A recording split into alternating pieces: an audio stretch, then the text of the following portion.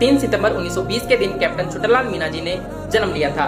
जोहर जागृति मंच उन्हें सादर नमन करता है। 1951 में कैप्टन छोटालाल मीना जी सेवानिवृत्त हुए और उसके बाद राजनीति में आए। राजनीति में आकर वो विधायक बने और सांसद बने तथा समाज के मुद्दों को विधानसभा तथा संसद में उठाने लगे। आपको बता दूं कि 1951 में जब वो सेवानिवृत्त हुए तो उसके बाद से ही वो समाज को एकजुट करने लगे और जागरूक करने लगे। वो उस समाज से आते थे जिस समाज पर 1871 से लेकर 1952 तक क्रिमिनल ट्राइब्स एक्ट लागू रहा। अब आप सोचिए कि किसी जनजाति पर, किसी जाति पर ये एक्ट लागू रहे तो उसकी क्या कंडीशन हो सकती है। इतने सालों तक लागू रहा तो उसकी आर्थिक स्थिति, सामाजिक स्थिति और जो मान सम्मान था वो कितना गिर चुका होगा। तो उस जाति से वो बिलोंग करते थे और उस जनजाति का नाम था मीना समुदाय।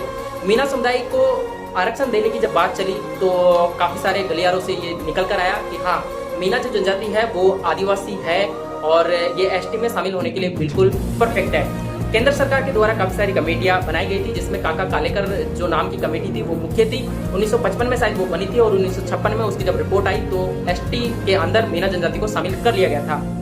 काका कालेकर कमेटी का मानना था कि हाँ, जो मीना समुदाय है, मीना जनजाति है, उसका एक अलग तरह से रहन सहन, परंपरा, बोली, भाषा, उसके अलावा उसका जो जीने का तरीका है, पहनावा है, वो बिल्कुल अलग है और ये आदिवासी के रूप में फिट बैठती है। तो इस तरीके से उसको एसटी के अंदर शामिल कर लिया गया।